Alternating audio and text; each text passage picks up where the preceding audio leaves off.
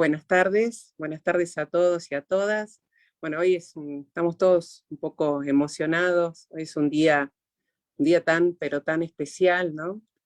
Que la verdad que nos conmueve estar acá y agradezco de corazón a los que están todos participando de este evento, ¿no? Como empezamos, ¿no? Somos laboralistas y hoy abrazamos la memoria de nuestros y de nuestras muertas. Lo hacemos entre nosotros, entre nosotras, y nos hacemos más fuertes.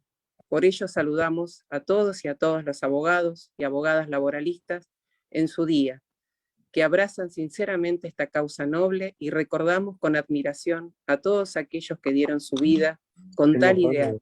Hoy, 7 de julio, conmemoramos una vez más el Día del Abogado y la Abogada Laboralista, que se estableció por la Ley 27.115, en homenaje a los abogados secuestrados, en lo que se conoció como la Noche de las Corbatas.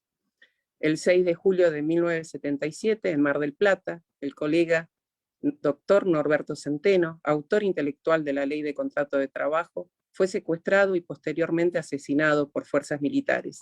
Al día siguiente fueron detenidos ilegalmente, desaparecidos y asesinados otros abogados laboralistas. Las víctimas profesionales en derecho fueron los abogados Norberto Centeno, Salvador Manuel Aristín, Raúl Alaís, Camilo Ricci, Carlos Bossi, Tomás Fresneda, y las otras 5 personas fueron José Verdi y su esposa, María de las Mercedes Argañeras de Fresneda, embarazada de 4 meses, María Esther Vázquez de García y su esposo Néstor Enrique García Mantica. Los mismos fueron recluidos en La Cueva, un viejo radar de la base aérea militar ubicado a 12 kilómetros de esa ciudad, devenido el centro clandestino de detención. De todos ellos, solo José Verde y su esposa, el doctor Camilo Ricci y el doctor Camilo Bossi, sobrevivieron a aquellos trágicos días. Es un día, la verdad, de reflexión, como hoy decíamos, que es difícil decir feliz día a abogadas y abogados laboralistas. Hoy, la verdad, tenemos un honor total quienes hoy nos vinieron a visitar, además de no solamente los que vamos a entrevistar, sino también el resto de los asistentes. Bueno, hoy vamos a entrevistar, y viene acá la doctora, querida amiga, la doctora Amanda Cauet.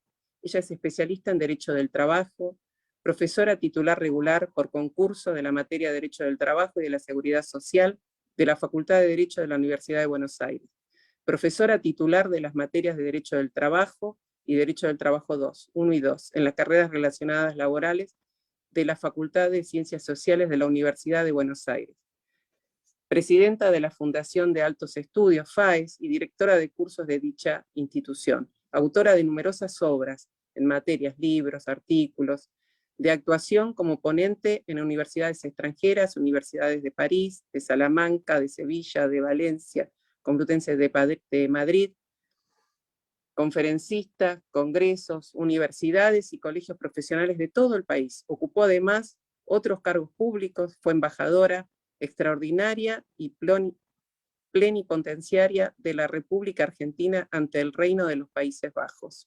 Los Países Bajos. Desde 1973 a 1976. Presidió la delegación argentina al primer Congreso Internacional de la Mujer realizado en México en 1975. Bueno, es un pequeño currículum, mínimo, porque es una persona súper modesta que no te deja, además estaríamos 3 horas más o menos diciendo todo lo que hace, lo que hizo, lo que hace Amanda. ¿Quién nos acompaña con ella? Que también va a estar en esta entrevista, en este día tan especial, el doctor Juan Carlos Fernández Madrid. Él es profesor titular consulto de la Facultad de Derecho de la Universidad de Buenos Aires, presidente honorario de la Fundación de Altos Estudios Sociales, director honorario de la revista Doctrina Laboral y Previsional de la editorial RPAR, exdirector de la revista Legislación del Trabajo, bueno, etc. Autor de numerosas obras en materias laborales, seguridad social y comercial, entre ellas trabajos prácticos de derecho del trabajo, códigos de comercio anotado, práctica laboral, práctica societaria, leyes fundamentales de derecho del trabajo, ley previsional anotada, numerosos artículos, ponencias y conferencias, lo que ha llevado a decir al Consejo Directivo de la Facultad de Derecho de la Universidad de Buenos Aires, que a su nombre, trayectoria académica, se suma su destacado aporte bibliográfico, que puede considerarse uno de los más importantes en el ámbito jurídico de nuestro país. En el orden internacional, tiene una destacada actuación en la Sociedad Internacional de Derecho del Trabajo y de la Seguridad Social, habiendo sido uno de los 3 ponentes internacionales en los recientes congresos realizados en Seúl, en el que se trató del vital tema del desempleo. Ha sido vicepresidente de dicha sociedad y presidente de la Fundación Altos Estudios Sociales FAE, desde el 1986, y en 2 periodos presidente de la Asociación Argentina de Derecho del Trabajo y la Seguridad Social. Larga, intachable carrera judicial como juez de primera instancia del trabajo y juez de la Cámara Nacional de Apelaciones del Trabajo desde el año 1972, que presidió en varias ocasiones, expresidente de la Asociación de Magistrados y Funcionarios de la Justicia de la Nación, ha recibido numerosas condecoraciones de diversos países y ha participado en congresos y jornadas nacionales e internacionales en las universidades de Francia, España, Italia, Estados Unidos, etc. Bueno, ¿qué podemos decir? Gente brillante, una más que la otra, y ahora nos toca, es una persona demasiado modesta, la doctora Viviana Dobarro me dijo, Andrea, no leas mi currículum, después, pero bueno, algo vamos a leer acá de nuestra conductora, que es la doctora Viviana Dobarro. Ella es abogada, UBA, jueza nacional del trabajo, especialista en derecho laboral, especialista en administración de justicia, escritora. Bueno, no me dejó decir nada más, así que yo ahora te paso a vos la entrevista. Agradezco a todos los que están, agradezco a Adriana Balinotti, que está acá con nosotros, a Walter Neybuller, a Luis Palmeiro, a Javier Fernández Madrid, a María Elvira Rosón, a la doctora Daniela Villar, a la doctora Fabiana Rodríguez, a nuestra querida amiga Eleonora Slavin, a la doctora Alejandra de Jaucho Dorien, perdón, que pronuncié mal seguramente, al doctor Joaquín Fernández Madrid, y varios amigos más, que ahí a veces ponen, realmente no se entiende. Bueno, ahí, Vivi, te dejo a vos la conducción. Bueno, gracias a todos y a todas por estar acá en este Zoom íntimo, y a todos, gracias a todos por el Facebook Live. A todos y a todas. Bueno, buenas tardes. Bueno, muchas gracias, Andrea, por organizar esta actividad y bueno, por permitirme participar en este tan lindo encuentro. Hoy, como bien destacabas, conmemoramos un día muy especial, el Día de los Abogados y las Abogadas Laboralistas, y en el marco de esa conmemoración y de los hechos tristes a los que nos referimos cuando hablamos de la noche de las corbatas, es una idea muy, muy interesante esta que nos traes de recorrer un poco la vida y la obra de quienes fueron los maestros, y el maestro y la maestra de varias generaciones de abogados y abogadas laboralistas, de magistrados, magistradas, funcionarios del Ministerio de Trabajo, de los diferentes ministerios de trabajo, legisladores y legisladoras, bueno, muchas personas que han ocupado o que ocupan lugares destacados en la vida de nuestro país, en la vida política, en la vida jurídica de nuestro país, se han formado al abrigo de Juan Carlos Fernández Madrid y de Amanda Caubet, y bueno, creo que es muy interesante recorrer la vida y la obra de ellos dos. Y bueno, para empezar con este camino, nos gustaría que nos cuenten cómo llegaron al derecho del trabajo y por qué se inclinaron por esta rama del derecho y no por otra.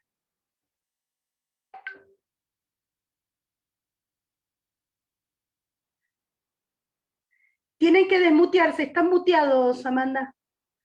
Disculpen. También quiero saludarlo a Roberto Pompa, que ahí ingresó recién, así que gracias.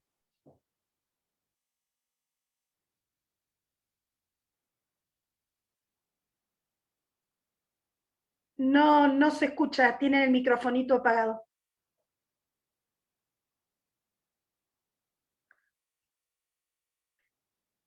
Tienen que ir a donde está el micrófono.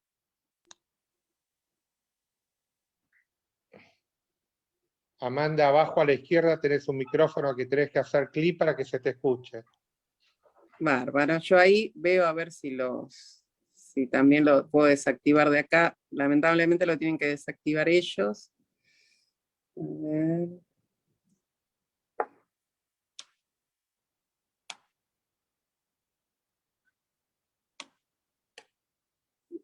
Ahí, Amanda.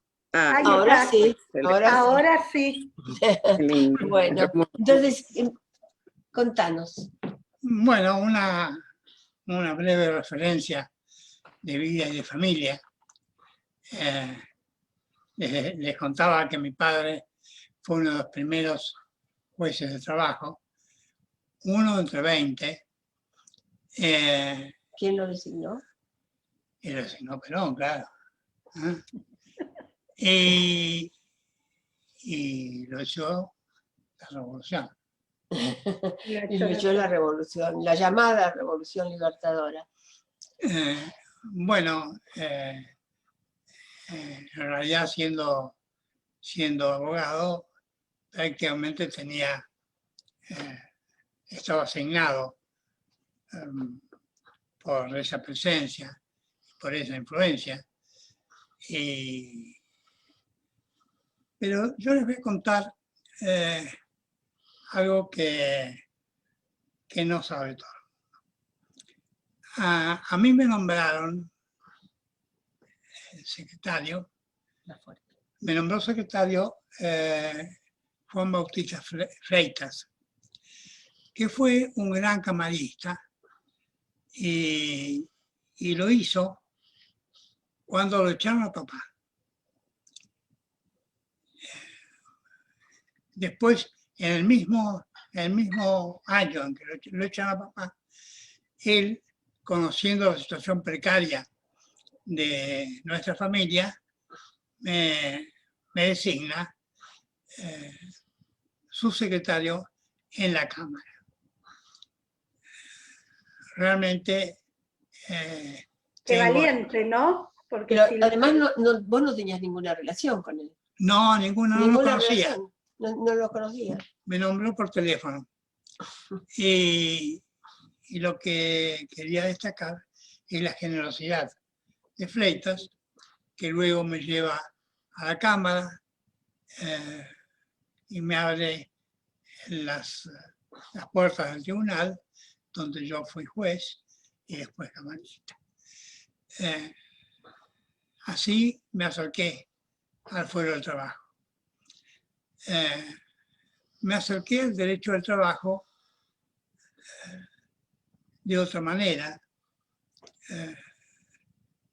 Yo tenía relaciones con algún miembro de Ediciones Contabilidad Moderna y empecé a colaborar en la revista Legislación de Trabajo, y Contabilidad Moderna me dio la oportunidad de hacer libros y fomentó todo lo que yo podía ofrecer. Y fue una época muy linda. Yo creo que hicimos en su momento la mejor revista que había en el país, con contribución de los más destacados juristas que me apoyaron mucho en ese momento y dieron origen a una obra realmente destacada. Y qué lástima que no se prolongó en el tiempo. La editorial. La editorial ni la revista. La revista, sí. Sí. ¿Y usted, Amanda? Bueno, yo en realidad, primero quiero aclarar que por mi edad ya soy titular consulta en Derecho, con cátedra a mi cargo, pero soy titular consulta, así como en sociales. Bueno, yo terminé mis estudios y tenía una compañera con la que estaba en una cátedra de Derecho Comercial, era una muchacha muy inteligente, me dijo, vení, ¿por qué no haces la especialización? ¿Por qué no cursás el doctorado? ¿Por qué no entras a la cátedra en la que yo estoy? Bueno, así cursé los 2 años del doctorado en Derecho Comercial, y después con profesores ilustres, que yo, Alperín, con los mejores que había en la época, y después ingresé a una cátedra de un camarista comercial que era... Duncan Parodi. De un camarista comercial. Duncan. Horacio Duncan Parodi, que era un opositor, es decir, que era un antiperonista visceral. Yo primero empecé a dar clases de concursos y quiebras. Un aburrimiento para mí total.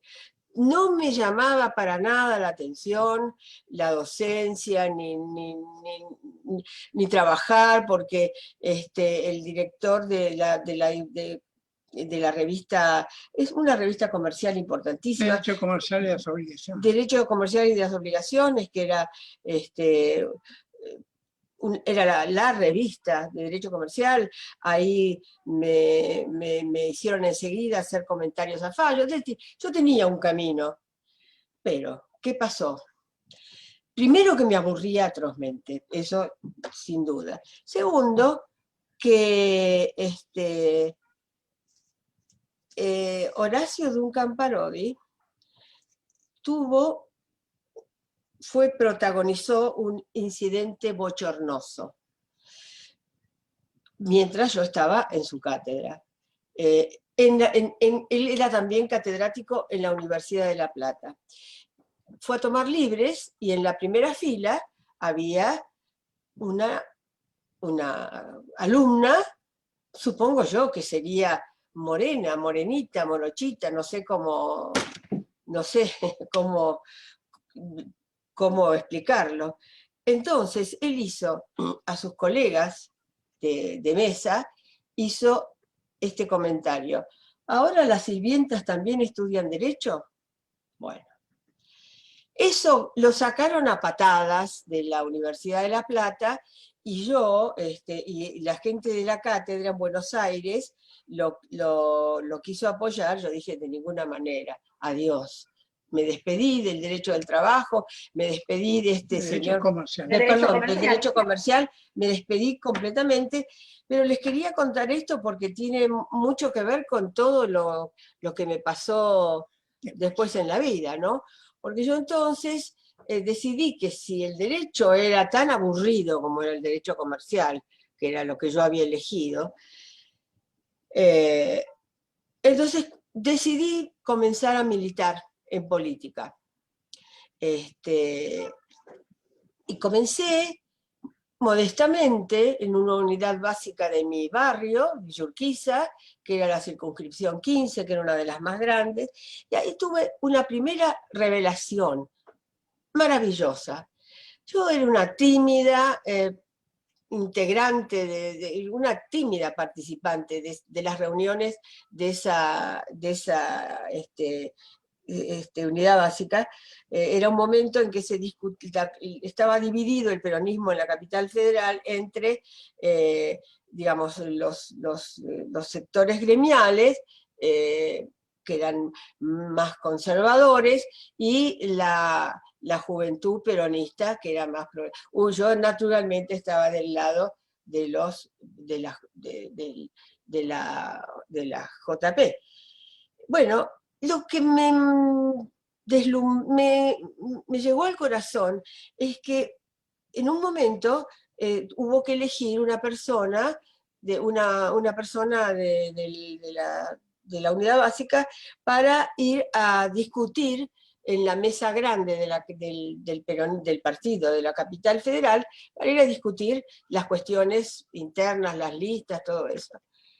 Para mi asombro, todas las compañeras dijeron que vaya Amanda Caubet, la compañera Caubet.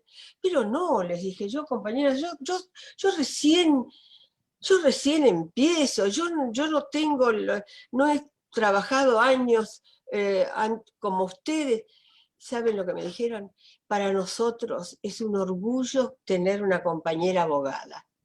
Y queremos que una compañera abogada nos represente. Bueno, eso ya habla, para mí y para todos, de lo que ha sido la militancia dentro del peronismo, del justicialismo.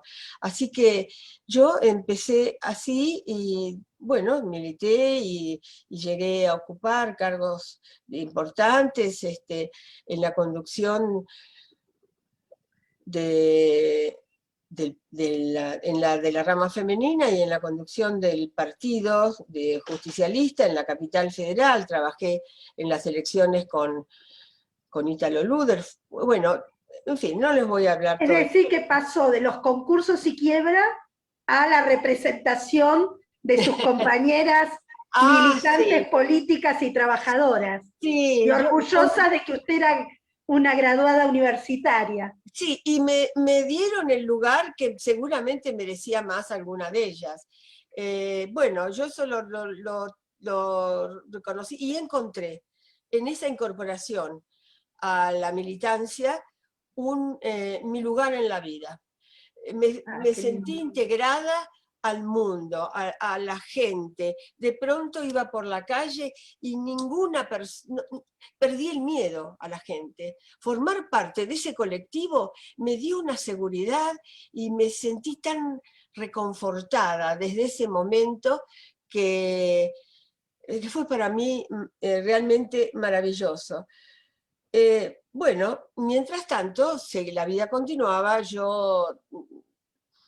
Mi papá no era abogado, así que tenía amigos abogados, pero fue horrible. Fui a 2 o 3 estudios, era horrible. No me gustaba lo que querían, las materias que querían que tratara. Así que, pero claro, yo tenía que ganar dinero, no tenía ninguna familia que mantener, pero quería ganar dinero. Y una amiga mía, que había sido compañera de la facultad, Lila Lorenzo, ¿no?, que fue la Procuradora General de la Seguridad Social, mira, me dijo, ¿vos querés trabajar? Justo, yo trabajo con un tipo extraordinario, me dijo, un camarista bárbaro del fuero del laboral, y justo se fue una abogada, él tenía un gran equipo, porque cuando no había computadoras se necesitaba mucha gente, ¿no? Usamos engrudo entonces. Sí, engrudo para pegar, se pegaba, bueno. Entonces me dijo, vení que yo le voy a decir que te contrate, que empecé a trabajar. Fui, y bueno, a los pocos días lo conocí, y él era, era el camarista, pero a través de ese trabajo empecé a enamorarme del derecho del trabajo. Porque el derecho del trabajo, el derecho social, era tan compatible con mi vida, con mi militancia. De pronto me di cuenta de que había una materia jurídica que era maravillosa, cambiante, desde la que se podían generar muchas cosas importantes. Y bueno, ya conocen la historia. Después, en definitiva, después de algunos años, terminé aceptando las propuestas de mi novio, que se transformó en mi novio, y Y bueno, y cuando volví de Holanda, Bueno, ahora nos cuenta de Holanda. Ahora nos bueno, cuenta de Holanda. no, pero quiero decir que a partir de ahí y a través, imagínense lo que es tener como maestro a Fernández Madrid. Fue una cosa extraordinaria. Yo lo secundaba, lo ayudaba modestamente al principio y fui creciendo. Estuve 9 años más o menos trabajando con él, así que hice un súper doctorado, un súper máster con el mejor. Y me enamoré perdidamente de la materia. Y de él. Y Bueno, de de él. él ya claro, de él naturalmente. Primero me enamoré de él y después de la materia. Así fue. ¿En qué año lo nombraron juez, doctor? ¿Qué año? 65. 65. ¿Qué juzgado? 16. El que tiene Diego, ¿no? No, No. Diego tiene 19. Ah, ¿Y luego a la Cámara cuándo fue? En el 72. Ajá. ¿Y qué ha significado para usted la magistratura? Bueno, la magistratura es mi vida. Yo realmente, cuando me pedían la profesión, yo ponía juez. Estaba totalmente identificado con la función, la quería mucho y me dio grandes satisfacciones. Realmente mi paso por primera instancia por la Cámara fue muy fecundo en todo sentido. Estoy agradecido a todos los que trabajaron conmigo. el doctor Pompa, por ejemplo. El doctor Pompa, extraordinario, gran colaborador. La doctora Dobarro. La doctora Dobarro. Después vinimos el team de las chicas, ¿no? Que acá estamos varias aquí presentes, las que hemos sido relatoras y hemos aprendido. Pero qué relatoras. Magnífico. Bueno, yo quiero decir algo a propósito de su vocación por la magistratura. En el año 1972, ante el triunfo del peronismo, se declaró una jubilación de privilegio para todos los jueces nombrados por el gobierno peronista, naturalmente, para protegerlos. Para protegerlos, para que no hubiera, él, por ejemplo, con él estaban Rodríguez Mancini, Justo López y otros grandes, Podetti. Bueno, todos se jubilaron. Es decir, se jubilaron y siguieron cobrando toda su vida esa jubilación importante de camarista y pudieron trabajar en la profesión. Pero Fernández Madrid, demostrando que realmente lo que le interesaba a la magistratura, no se quiso jubilar. Aún con el riesgo de que en el gobierno peronista no lo nombraran, porque... no, el gobierno... No, claro. Sí, porque existía también ese riesgo, porque él venía... Bueno, eso es algo que yo siempre lo digo, porque haber renunciado a la fortuna, digamos, al dinero que puede dar a un jurista de prestigio tener un estudio jurídico por ejercer la magistratura, es algo realmente que es una de las cosas maravillosas que tiene este señor con el que tengo el gusto de compartir la vida. Quiero decirlo porque es muy significativo. vinculado Habla con la... Él no lo dice porque, naturalmente, es algo que no puede decir. Bueno, les voy a contar cómo se produce mi confirmación en el cargo. En el proceso. Sí, durante ese... Sí. El peronismo te confirmó. No, el peronismo me confirmó y quedé en la cuerda floja en cuanto se produjo la revolución. La lista de camaristas estaba siendo revisada por Razón Silvia, un colega. Y por otro. empezó, sí,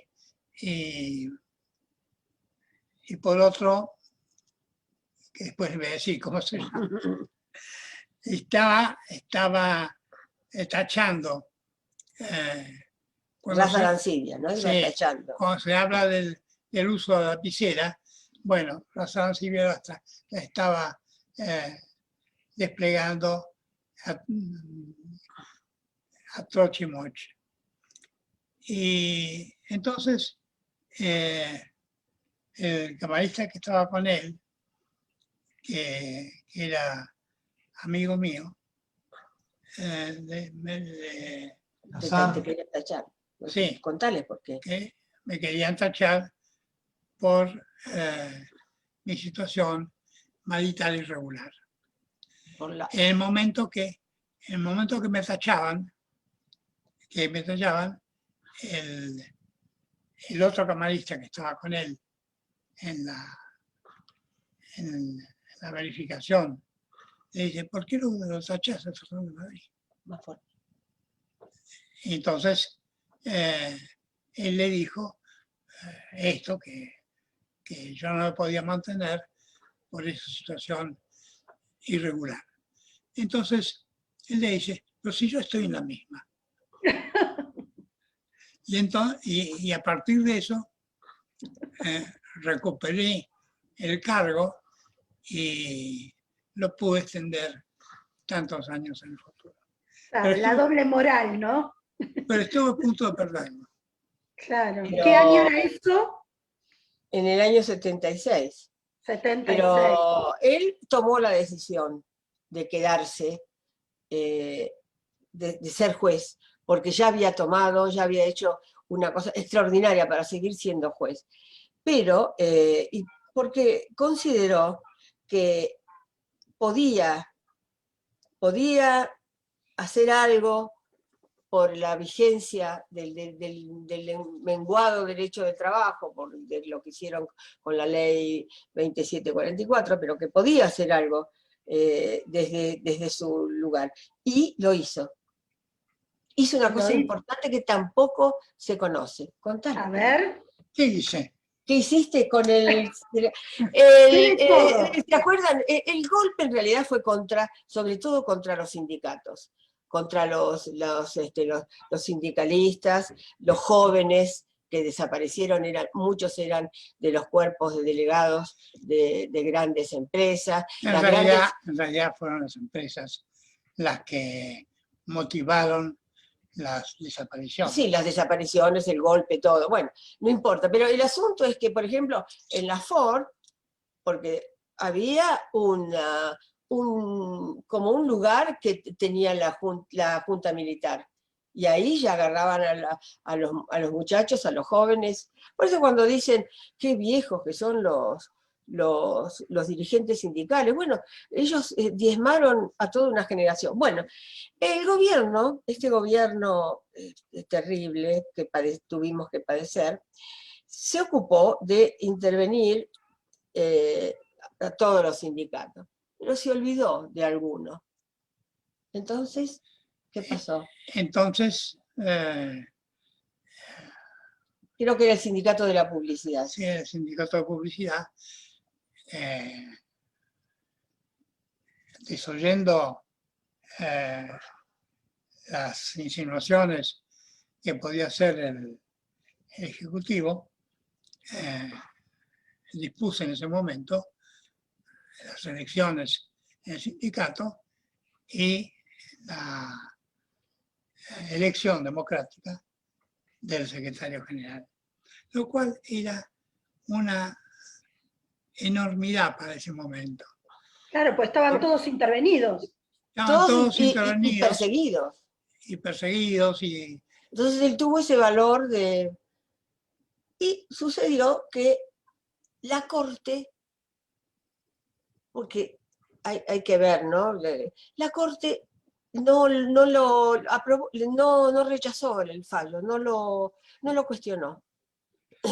porque en la corte estaba Martínez Vivot. una persona de bien, Martínez Vivot, que tenía con nosotros una buena Pero no relación. por eso, que Bueno. era una persona que de pronto se vio ante una decisión justa de un gran jurista que hizo un gran fallo y dijo, no, esto yo no lo puedo, este es mi límite, yo este fallo no lo voy a bajar. Así que hizo eso. Y eso tuvo alguna repercusión en el ambiente sindical mínimo, porque la época era terrible, ¿no? Como ustedes saben. Sí, qué importante. ¿Conocieron a Centeno? Bueno, Yo no. Centeno fue un gran jurista. Tenía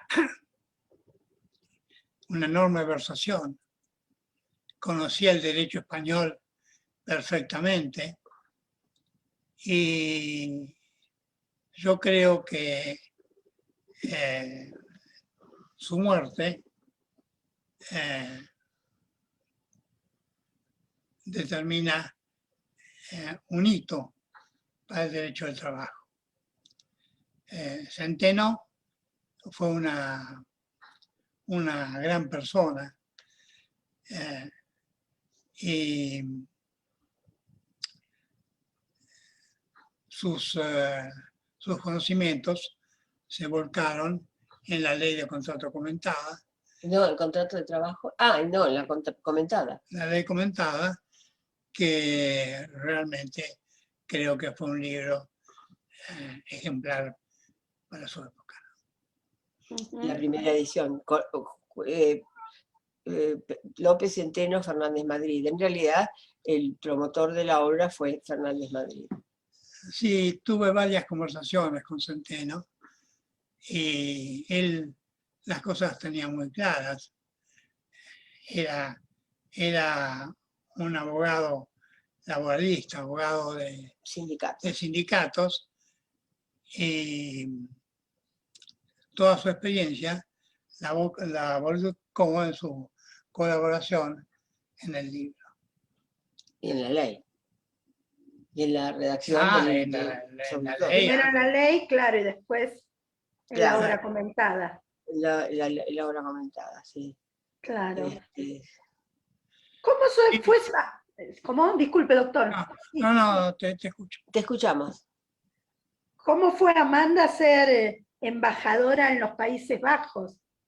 Cuéntenos un poquito de su paso por la diplomacia. También esto habla de lo que ha sido, por lo menos mientras vivió el peronismo. Yo ya tenía un lugar en la rama, y estuve al lado era la segunda en la Comisión de Cultura de la rama femenina que presidía una gran mujer, Dolores Ayerbe. Bueno, ella fue concejal, digamos, elegida concejal, presidenta de la Comisión de Cultura, y me llevó a mí como para presidir como jefa de los empleados administrativos. Yo era la que preparaba los anteproyectos que se trataban después en el recinto. Bueno, ella fue llamada para ser secretaria privada de la vicepresidenta. Bueno, un día, a la tardecita, sonó el teléfono, yo atendí porque era una de las pocas que quedaban, atendí yo misma, y era Dolores. Y me preguntó, Amanda, ¿vos aceptarías ser embajadora? Bueno, eso pasa solamente en el Perón. Sí, claro, por supuesto, le dije yo. Yo aclaro que no había entrado a una embajada, ni siquiera me había fijado en la puerta, nada que ver, pero siempre pensé, tuve esto en mi vida que me sirvió mucho. Si una persona inteligente y ponderada en la que uno confía le ofrece a uno una posición, es porque uno se la merece, porque uno puede llevarla a cabo. Entonces yo inmediatamente, y dice, no, si Dolores me ofrece, es porque yo estoy en condiciones. Y bueno, tuve que pasar por varios exámenes que me tomó el canciller, Viñes, que trató de... Me dijo, pero no le conviene más, Amanda, no le conviene, doctora, ser ministro de primer grado, que era el cargo que está abajo del cargo de embajador, porque así entra en la carrera diplomática. Y yo le dije, mire, canciller, el general Perón quiere una mujer embajadora, quiere una mujer joven, además embajadora. Si yo no reúno las condiciones, muy bien, está bien, naturalmente, acepto, su criterio es determinante, así que no, yo no quiero ser otra cosa que lo que Perón quiere que sea. Y bueno, así me nombraron. Y después Viñez te reconoció. Ah, no, Viñes me reconoció porque él, a raíz de las reuniones que había en Europa y los informes que teníamos que presentar, él hacía reuniones y había que presentar informes, a raíz de eso, cuando llegó, cuando llegó el momento cuando llegó el tema del primer congreso que se hizo en Distrito Federal, México, que abrió la década de la mujer, Viñes, no saben cómo estaban las chicas acá, las senadoras, las diputadas, todas las dirigentes de la rama femenina, furiosa, porque Viñes me eligió a mí para presidir la delegación al Congreso. Así que, y esa fue una de las cosas más impactantes y de mi vida por esta razón, porque en un momento, no, por muchas razones. Para mí, yo cuando era embajadora, no saben lo orgullosa que estaba, porque yo realmente sentía que era la representante de Perón. Yo en Holanda era Perón. Entonces, para mí era una cosa maravillosa. Y siempre dije, y lo dije en distintos ámbitos en Holanda, que yo era una mujer promedio, que había muchas mujeres de mi edad y con mi formación que estaban en condiciones de hacer lo que estaba haciendo yo. Que en la Argentina había muchas mujeres como yo, que no era una excepción yo, que yo representaba a una joven abogada, militante argentina. Siempre lo he dicho siempre con mucha convicción porque era así. Y bueno, iba a contar otra pequeña anécdota, aparte de que conocí a la Madre Teresa de Calcuta, aparte conocí a todos los presidentes, las reinas, fue una cosa extraordinaria. Eso me permitió darme cuenta de algo que yo ya lo tenía bastante presente. Todos somos iguales, los reyes, los primeros ministros, son personas como nosotros, con virtudes, con defectos, con mayor suerte, con menor suerte, pero ahí me di cuenta que eso sirvió para elevar mi autoestima, nunca la tuve baja, ¿no? Pero la verdad, pero me di cuenta de que y no me expliqué cuando volví a la Argentina cómo una gran parte de algunos compañeros, como por ejemplo, ¿cómo se llama? Julio Bárbaro, que era opuesto, estábamos en lugares opuestos en el partido y en el movimiento. Me lo encontré al pie del obelisco y me dijo, ah, mirá, Amanda, esto ya no daba para más. Toda la gente está encantada con que él venga. Sí, le dije yo ya él lo había echado de mi casa el día que ganamos las elecciones, porque siempre me pareció alguien que no merecía actuar adentro del peronismo. Y a mí me asombró, porque esos 2 años me sirvieron para ver, como les digo, qué son los militares, qué eran. Me llamó la atención por qué acá en la Argentina se les daba tanta relevancia. Y bueno, entonces yo volví con un gran dolor, pero también, y para terminar con mi actuación como embajadora, en ese congreso se discutió, nosotros formábamos parte del grupo de los 77, de los no alineados, desde el punto de vista geopolítico. Y se estaba discutiendo una cuestión vinculada con el Estado de Israel y los palestinos. Y me llamaron por teléfono, me llamó el canciller y me dijo, mire, embajadora, le ruego que se abstengan. Bueno, yo corté, y apoyada por la gente de primer nivel del ministerio que me había llevado, yo pensé esto, ¿cuándo en mi vida voy a presidir una delegación a una asamblea de Naciones Unidas? Nunca más, porque siempre tuve un poco me daba cuenta de las cosas. Entonces, mi actitud fue, cuando uno tiene poder, tiene que hacer lo que sus convicciones le indican.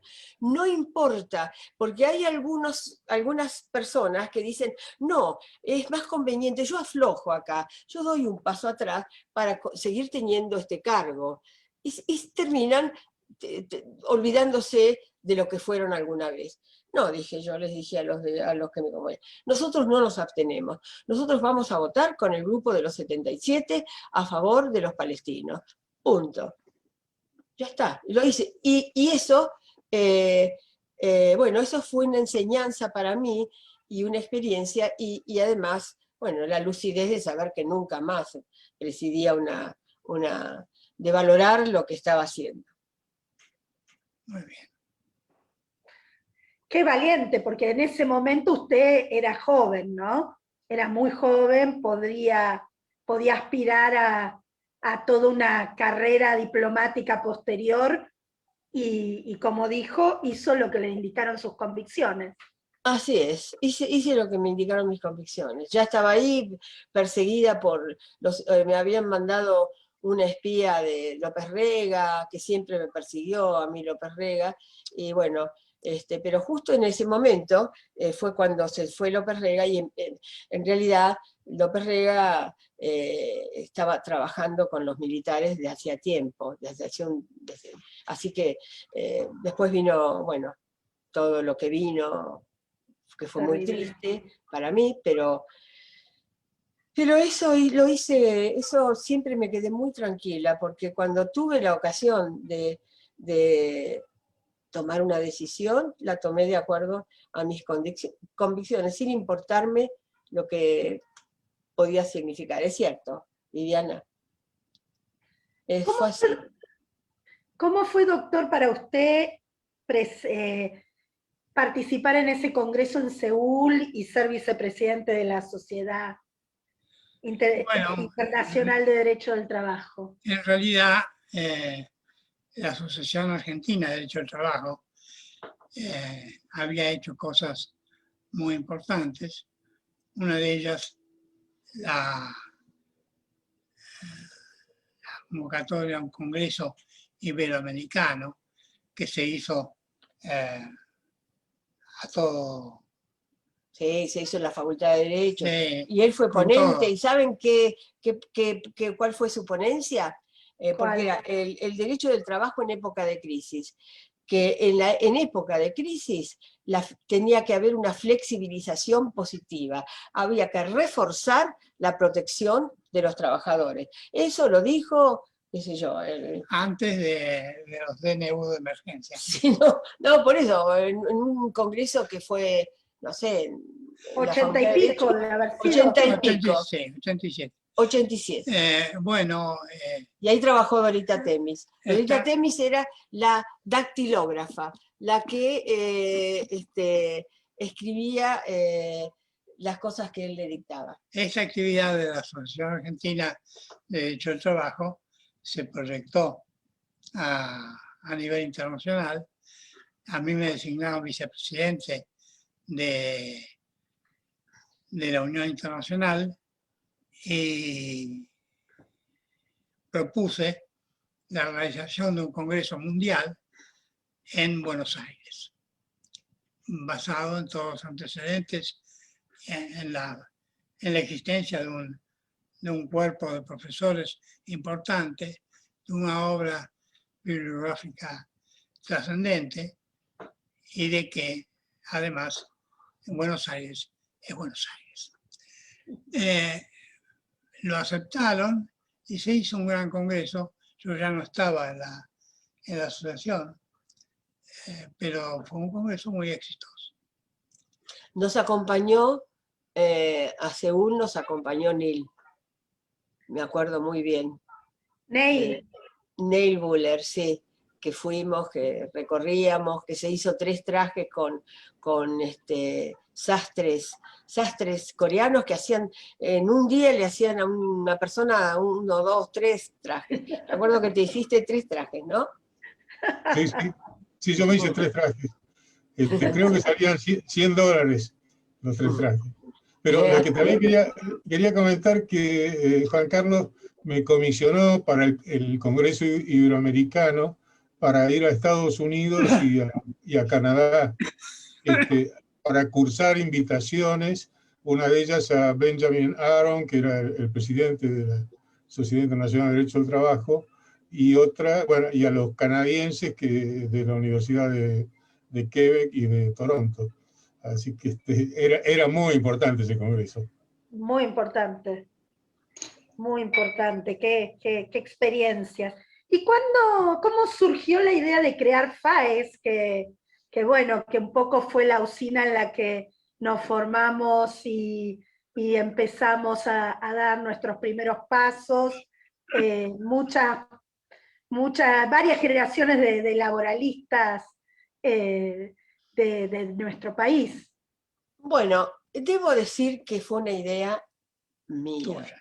Fue una idea mía porque me cansé de las internas de la Asociación Argentina, que estaba, no digo que estaba la grieta, pero más o menos sí, es decir, había y le tenían un gran respeto, pero también envidia, digamos, a Juan, porque él era lo que siempre fue. Un extraordinario jurista, un extraordinario magistrado, un hombre intachable. Así que yo dije, y le pedí ayuda a Guibur, que en esos momentos estaba Alfonsín, tenía buena relación con todos los... Y yo dije a Guibur, mira, quiero crear una fundación, ¿vos me das una mano? Sí, cómo no, me dijo. Entonces, ¿por qué? Para elegir un ponente, un tema, pasaban 15, 20 días, era una pérdida de tiempo total y además no tenía una orientación decididamente progresista la asociación.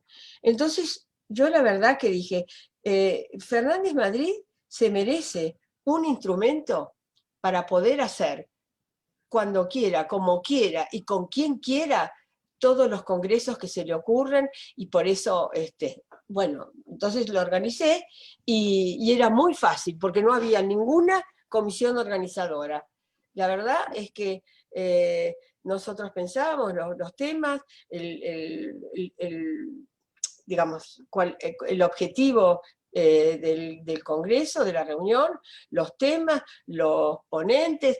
Yo tomé la idea, en la Asociación Argentina, no sé si sigue haciendo así los congresos, los hacía divididos por temas, y después en comisiones, y después los relatores en el plenario final hablaban de lo que había sucedido en su comisión. Bueno, yo recuerdo algunos relatos memorables, como el de Monzón, un extraordinario jurista en Bariloche, pero también recuerdo algunos deplorables. Entonces, fuimos a un congreso organizado por Pla Rodríguez en Uruguay, y él lo organizó en plenario.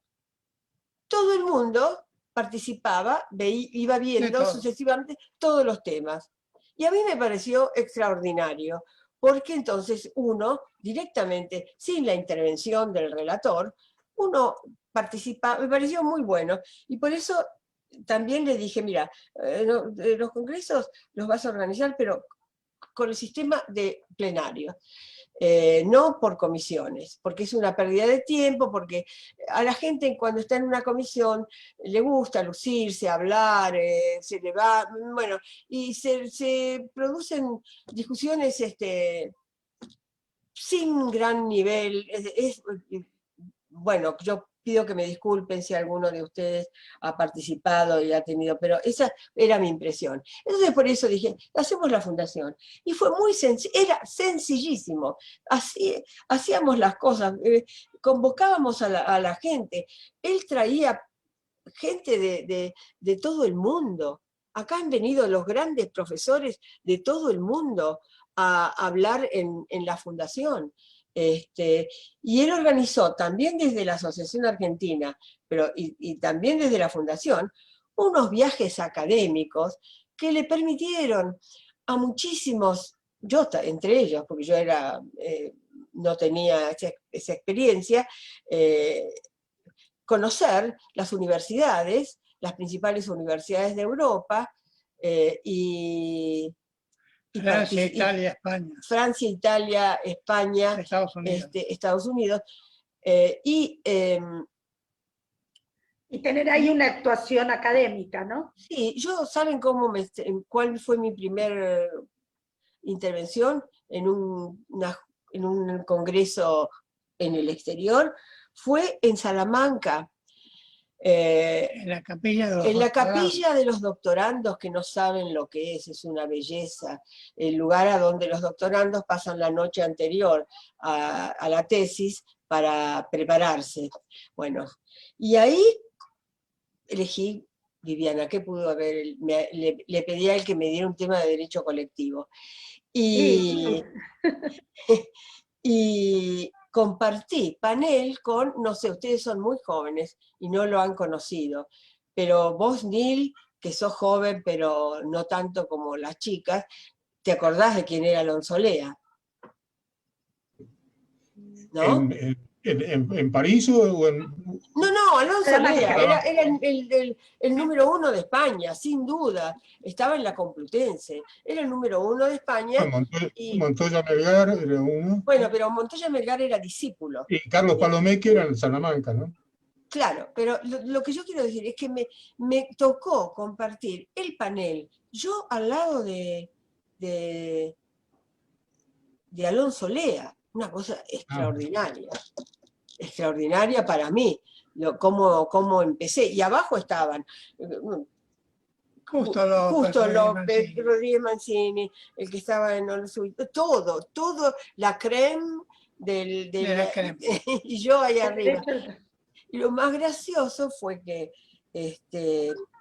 me hicieron una pregunta, a mí me hicieron una pregunta, muy interesados, un grupo de profesores, y yo hablé del modelo sindical argentino, y bueno, yo respondí, y lo que yo le respondí al día siguiente en los diarios, en el diario de Salamanca, no en los diarios de España, pero en el diario de Salamanca, el gran titular fue lo que yo dije sobre los sindicatos en la Argentina. Así que... Con foto de ella, acompañado por los dos profesores españoles, Alonso Lea y Palomeque, a quienes no se les dio ninguna trascendencia, ninguna porque los relevancia. periodistas no sabrían quién Claro. era quién en realidad. Así que yo siempre fui muy afortunada, pero tomé los desafíos, porque la verdad es que estaba muerta de miedo el día antes. Perdón que te interrumpa, Amanda. ¿Había otras mujeres? Eso es lo que quería saber. ¿Cuántas mujeres había en el Congreso? No, era yo. Era Claro. yo. No, era yo. Y él siempre impulsó mucho a las mujeres. Y Viviana, vos lo sabés, porque él siempre les dio muchos lugares a las mujeres. Y bueno, claro, yo era su esposa, a mí me dio muchísimos lugares. Me nombró, cuando era titular en Derecho, me nombró... No le tembló la mano ni nada en decir, porque consideró que yo me lo merecía, me nombró adjunta interina y me dio una comisión. Así empezó mi carrera docente, con él impulsándome. No te hice quedar mal. No, no. Bueno, porque después hay que revalidar Bueno, esas cosas. Algo que ha hecho que los dos han hecho con muchas de las personas que estamos acá, ¿no? Que nos han impulsado y nos han instado a que asumamos desafíos en la actividad docente, en la actividad académica, en la revista. ¿Y qué piensan de la situación actual? ¿Qué piensan de la situación de los trabajadores y las trabajadoras en la pandemia y cómo vislumbran que va a ser la pospandemia para, digamos, para el derecho del trabajo y para las trabajadores y trabajadoras? Los dos. Bueno, el mundo ha quedado devastado desde el punto de vista y ha puesto en crisis al capitalismo en su versión financiera, no industrial, no industrialista, financiera. Y realmente lo que va a faltar, es mi opinión, ¿no? Lo que va a faltar en el futuro, y mientras siga vigente el capitalismo, que no sé cuánto tiempo más podrá seguir vigente, todo dependerá mucho de cómo se reaccione después de la pandemia. Creo que lo más valioso para el mundo y para el mundo del trabajo es el empleo, el derecho al empleo. Entonces, la creación de empleo se ve dificultada, primero por la desaparición de unidades productivas, de instituciones de servicios, por el tema de la crisis económica mundial provocada por la pandemia. Pero, además, hay un gran cambio tecnológico. Es indudable ahora que todo, que la virtualidad, la realización de reuniones o funciones, el teletrabajo va a tener importancia. El teletrabajo y otras. Y otras muchas formas. Por eso creo, como hoy estaba leyendo un informe de un trabajo que se hizo en Islandia, con 2.500 trabajadores, creo que lo primero que hay que hacer es repartir el trabajo que hay en todos los que necesitan trabajar. Es decir, ¿y eso cómo se hace? Hay que reducir la jornada. Hay que reducir la jornada, es lo que yo pienso, ¿no? Hay que reducir la jornada. En este caso, en Islandia se probó trabajar 35 horas semanales, 4 días por semana, de lunes a jueves. Y dio muy buen resultado porque el rendimiento de los trabajadores parece que fue superior. Creo que tiene que haber más jornadas más cortas, vacaciones más largas, y como incluso dijo Biden, sueldos más, salarios más elevados. Es decir, si no hay la pandemia provocó una superconcentración de capitales, si no hay un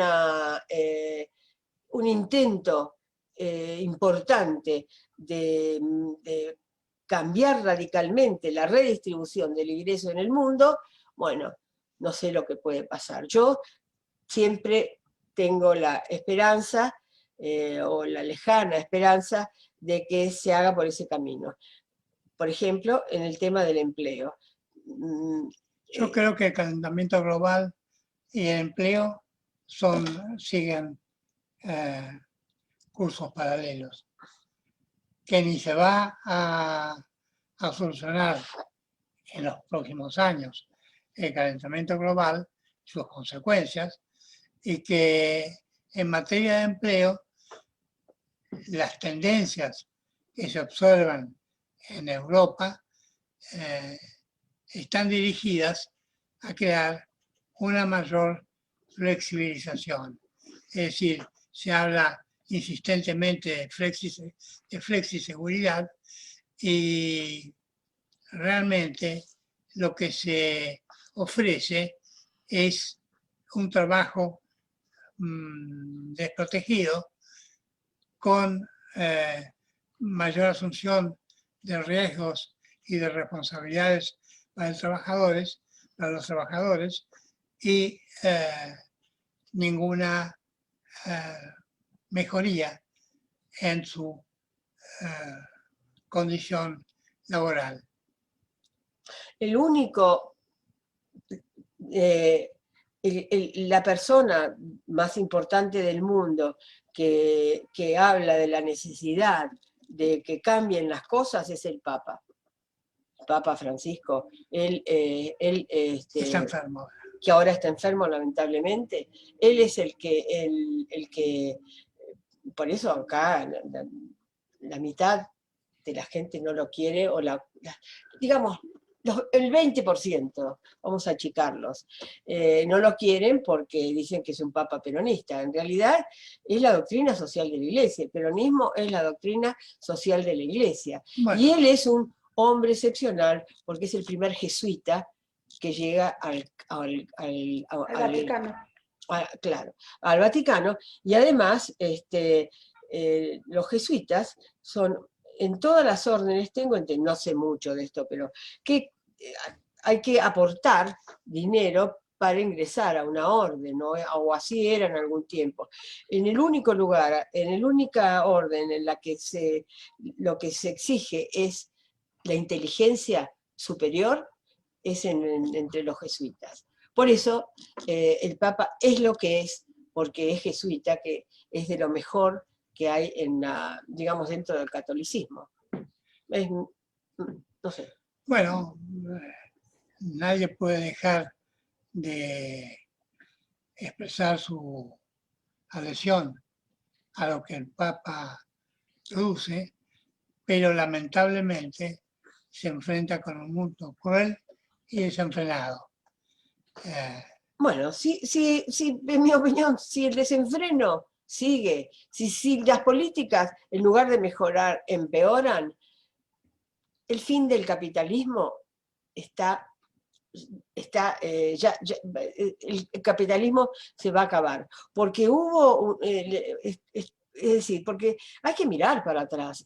Todos los movimientos políticos y sociales tuvieron un momento de esplendor en la historia de la humanidad y después decayeron y fueron, miren la Edad Media, cuánto tiempo duró, pero después las cosas cambiaron. Yo creo que no estoy hablando de 20 años ni de 50 años, quizás son 100 años 200 años, porque en la vida de la humanidad un centenar de años no tienen mayor relevancia. Pero yo creo que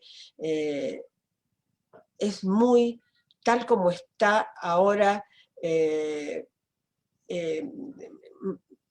tal como existe en este momento, en el que hay un 1% de la población de Estados Unidos, que tiene el 80% y del mundo, es tan injusto que no puede, nunca la humanidad soportó las injusticias de manera definitiva. Siempre, en algún momento, hay una reacción. El peronismo es un sistema que está dentro del capitalismo, es una teoría, una doctrina social de la Iglesia. Yo no soy, estoy formada en esa creencia, pero en esas ideologías, pero creo que si el capitalismo sigue por este camino, no va a sobrevivir. Y espero que no dure mucho si sigue en este camino. Espero Yo pensaba qué paradoja, Amanda, señalabas que la pandemia llevó a una mayor concentración de la riqueza y también llevó a la proliferación de formas de trabajo como, digamos, muy precarias, como es el tema del trabajo en plataformas y, digamos, me parece que es esa dicotomía y es son esas situaciones tan extremas que las que van a llevar a la humanidad a buscar nuevas alternativas más ligadas con las respuestas a las necesidades de las poblaciones, ¿no? Porque si no... Miren, Joe Biden, los norteamericanos, sean demócratas o sean republicanos, son más o menos lo mismo, ¿no? Pero Joe Biden, en una reunión con, no todos lo sabrán porque se hizo, es público, hablando con empresarios sobre la necesidad de multiplicar el empleo en Estados Unidos, los empresarios dijeron que no conseguían tanta gente para trabajar. Y Joe Biden les dijo, páguenle mejores salarios y van a conseguir trabajadores. Tal cual. Y es Joe Biden, es el imperio, bueno, claro, Es el imperio. Es el imperio ahora más o menos, ahora estamos nosotros con los chinos, los rusos están desesperados, los norteamericanos nos quieren ayudar de todas las maneras posibles, con seguridad. Bueno, luego de este recorrido por la historia de ustedes y digamos de los últimos 40, 50 años de la historia argentina y del derecho del trabajo, ¿qué mensaje les gustaría dejar a los laboralistas y a las laboralistas que estamos aquí y que están conectados por Facebook, viendo el vivo de Facebook? Bueno, yo creo que el mensaje que puedo dar es el de que se atienda a la vulnerabilidad del hombre del trabajo, de que se amplíe la protección y que se entienda que los tratados internacionales, naturalmente, hay que adaptarse a ellos, hay que cumplirlos, porque el hombre sigue siendo el centro de todas las cosas. Y la persona humana, tenés que decir. Bueno. Porque si no, quedás mal con todas las chicas, ¿eh? Bueno, la persona humana sigue siendo el centro de todas las cosas. Sí, yo creo yo desearía que hubiera algún cambio en la redistribución del ingreso. La desigualdad se ha acentuado tanto en esta época de pandemia que me da miedo pensar en el futuro, pero yo creo que tenemos que perseverar y que intentar, por estos medios pacíficos que nos da la herramienta jurídica que manejamos, el derecho del trabajo, tratar de hacer lo que dijo Fernández Madrid en 1987, hacer una flexibilización protectoria, es decir, aumentar el nivel de protección y en cuanto a la creación del empleo, yo creo que habría que reducir la jornada, porque es la única manera que veo posible de en lo inmediato mejorar un poco la situación de los trabajadores. Yo creo que en definitiva en el mundo siempre sucede que aparece una nueva era, unas nuevas maneras de pensar a la economía y a la distribución del ingreso.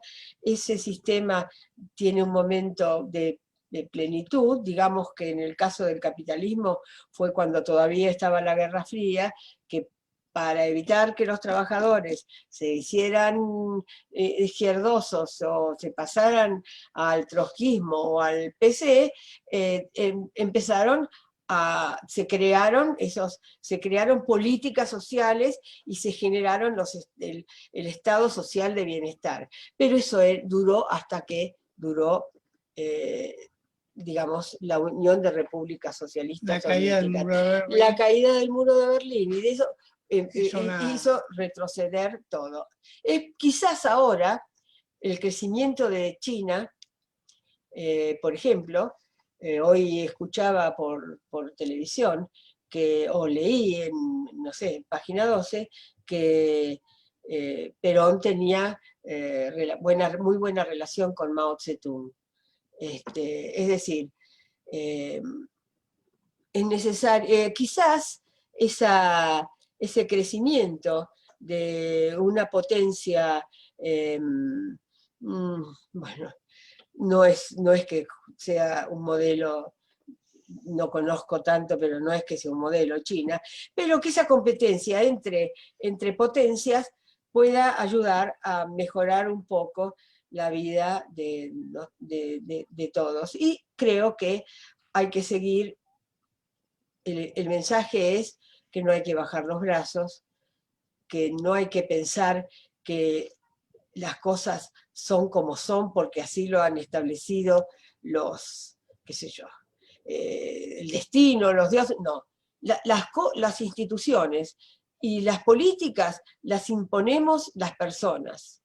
Entonces, eso es lo que hay que hacer, imponer políticas progresistas y que, como dice Fernández Madrid, que todo gire alrededor del respeto de la persona humana, y muy especialmente de la persona que trabaja, que está en muy mala situación en la actualidad y que va a estar, ahora está protegida por este gobierno mínimamente, pero después con la superconcentración de capitales, bueno, no sé lo que puede llegar a pasar. Hay un interrogante, ¿no?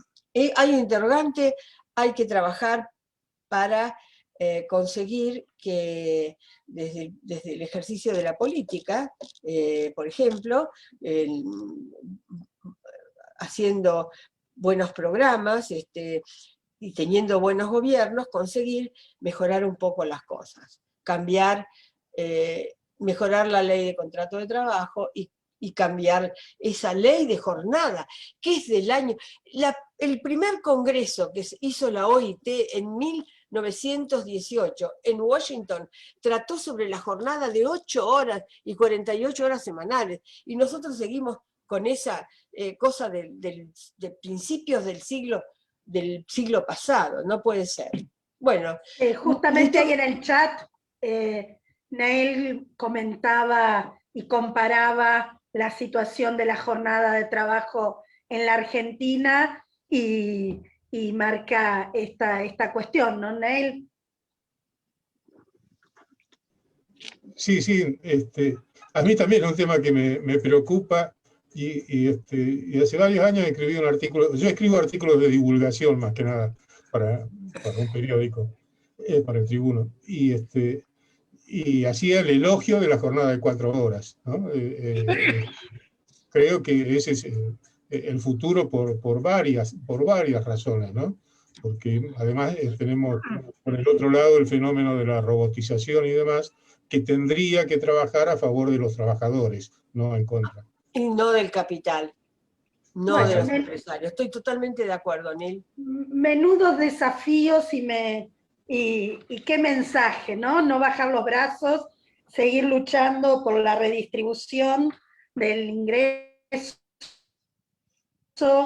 por la reducción de la jornada, por la mejora en las condiciones de vida y de trabajo para cumplir con el mandato constitucional y con las obligaciones asumidas a partir de la ratificación y del otorgamiento de jerarquía constitucional de los tratados internacionales, ¿no? Para poner a la persona en el centro de la escena, la protección de la persona humana y la protección de los trabajadores y trabajadoras en la Argentina y en el mundo. Me parece que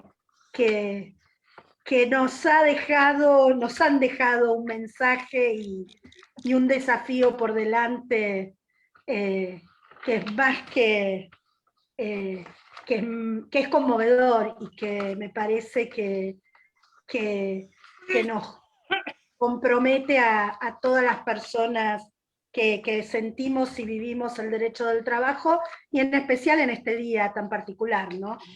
Yo quería hacer una última, señalar una otra condición excepcional del doctor Fernández Madrid. Es y ha sido un extraordinario padre. De hecho, de sus hijos, de sus 7 hijos, 4 son abogados.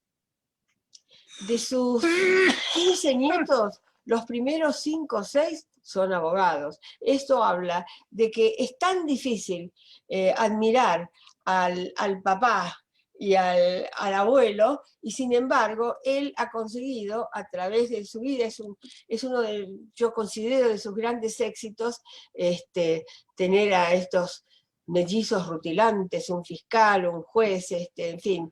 Él está muy orgulloso de él y de todos los hijos de Diego y los hijos e hijas de Javier son todos abogados.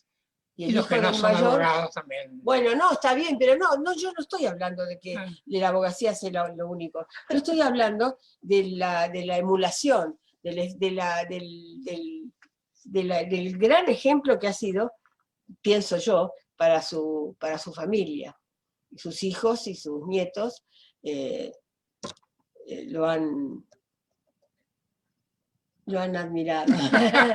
Sí, yo recibo mensajes de los nietos, recibo. La verdad que sí, tengo más relación con los nietos yo a veces que él. Entonces yo sé que los chicos son extraordinarios, muy distinguidos, a todos les va bastante bien, algunos están viajando, algunos son un poco viajeros, como hacen los chicos.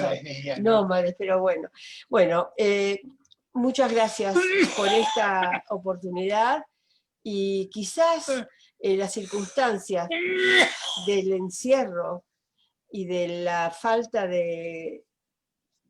A nosotros nos gusta mucho socializar, hacemos muchas reuniones habitualmente en casa, eso nos ha llevado a hablar quizás demasiado, pero ha sido una gran oportunidad para nosotros, que te agradecemos, querida Andrea. Ay, por favor, es un honor. Yo recién justamente Roberto me decía, Roberto Pompa está súper emocionado, como estamos todos. Y sí, estamos nosotros ahí mirándolos, y la verdad ese amor, ese cariño que se tienen, que transmiten, no solamente del derecho del trabajo, ustedes son un ejemplo en todo sentido. Así por más Amanda y Juan Carlos, para dar ejemplo, para darnos ejemplo a todos y a todas. Así que, ¿qué más puedo decir? Que los que estamos acá, estamos, no sé, embobados con ustedes, y obviamente viendo a todos sus hijos que están también acá en el Zoom, que está Diego, está Joaquín, está Javier, están todos. Joaquín va a hacer grandes cosas en el Confer, ¿no? Grandes cosas. Seguro, Ahí está seguro. Es un divino. No, yo creo que es eso. Los agradezco a ustedes, obviamente Vivi, una súper conductora, ya acá la llevamos hasta Tinelli no para. Ahora, Tinelli no tiene tanto rating, así que Vivi vamos a ir para otro lado. No, Vivi la verdad que es una genia. Bueno, y no sé, estamos todos emocionados y les agradecemos de corazón, y este día también tan especial para todos y todas nosotros. Bueno, gracias. chicos. Gracias. No sé si alguno quería decir algo, yo creo que no, porque están todos súper emocionados. Si alguno quería decir algo, si alguno quiere hacer alguna pregunta, creo que no. No quiero cortarle a nadie, ni nada por el estilo, pero bueno, gracias a todos y a todos, y gracias Vivi. Lucía. Y ahí, bueno, Joaquín que está aplaudiendo. Gracias Amanda, Juan Carlos. Gracias. A todos. Ahí está Lucía, sí. Feliz día. Ah.